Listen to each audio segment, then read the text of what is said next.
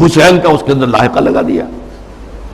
تو یہ تصوف جو ہے یہ اور اکبر کی حکمت عملی نے مل کر ایک اتنا بڑا فتنہ شروع کیا کہ محمد کی شریعت اور محمد کی رسالت کا دور ختم ہو گیا صلی اللہ علیہ وسلم. وہ 1000 سال کے لیے تھا، کیونکہ قرآن مجید میں 2 جگہ یہ بات آئی ہے کہ اللہ کا ایک دن تمہارے حساب سے 1000 سال کا بنتا.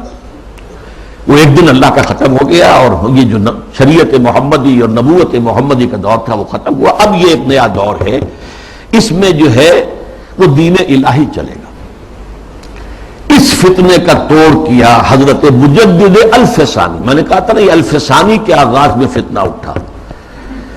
امت کی عمر کا دوسرا ہزارہ جو ہے دور وہ شروع ہو رہا تھا، 1000 سالہ دور.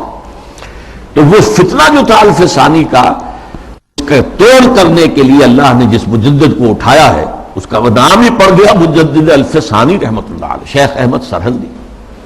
اس نے توڑ کیا، جس کے بارے میں اقبال کہتا ہے گردن نہ جھکی جس کی جہانگیر کے آگے، جس کے نفس گرم سے ہے گرمی احرار. وہ ہند میں سرمایہ ملت کا نگہباں، اللہ نے بر وقت کیا جس کو خبردار. ملت تو ختم ہو رہی تھی، اس لیے کہ ملت کی جو بنیاد جو ہے وہ حضور صلی اللہ علیہ وسلم کے اتباع اور اطاعت پر ہے. محض قرآن پر تو نظام کوئی بنتا ہی نہیں سرے سے.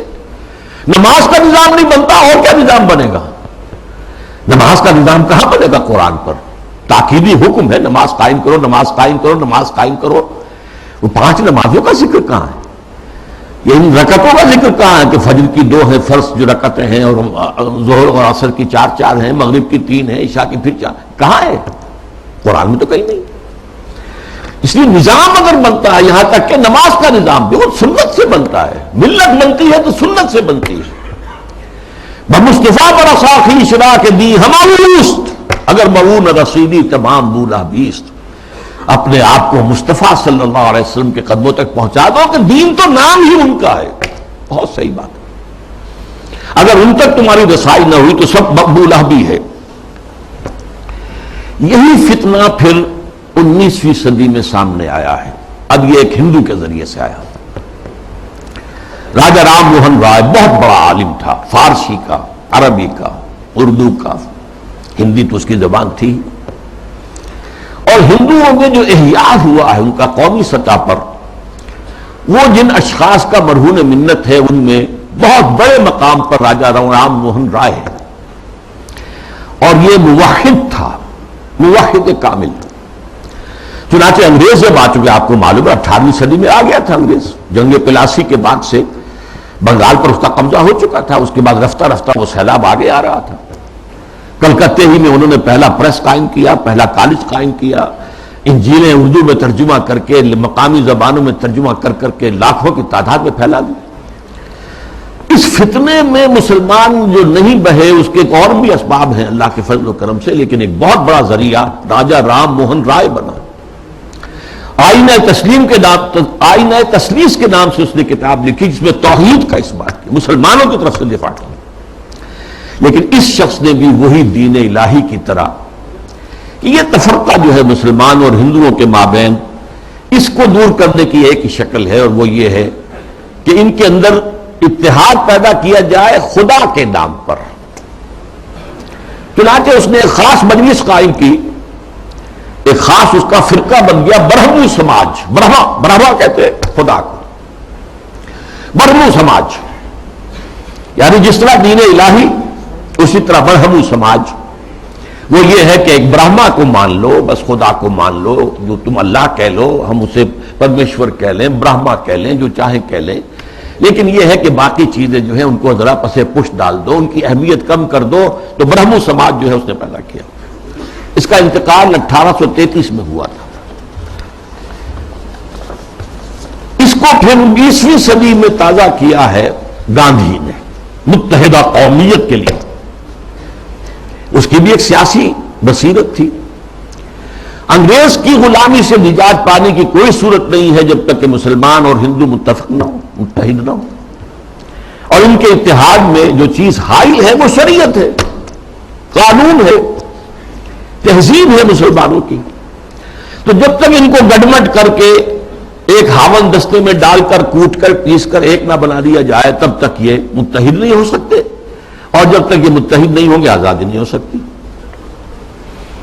اسی کی وجہ ہے کہ اس کی پرارتھنا جو ہوتی تھی صبح صبح، اس میں گیتا بھی پڑھی جاتی تھی، قرآن کی تلاوت بھی ہوتی تھی، گرو گرنتھ کو بھی پڑھ کے سنایا جاتا تھا، تاکہ معلوم ہو یہ سب ایک ہے بھائی، اس میں کیا فرق واقع ہوتا۔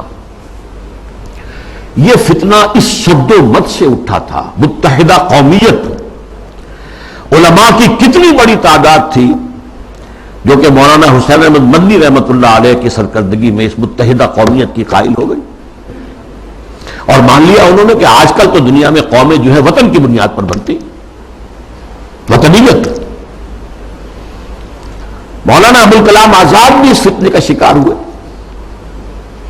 اس فتنے کا توڑ کیا ہے جس شخص کو خصوصی نسبت تھی مجدد الفسانی سے رحمۃ اللہ علیہ، یعنی علامہ اقبال، کہ مسلمانوں کی قومیت کی بنیاد وطن نہیں ہے، مذہب ہے، اور مذہب جو ہے وہ نام ہے محمد صلی اللہ علیہ وسلم کے اطاعت اور اتباع کا۔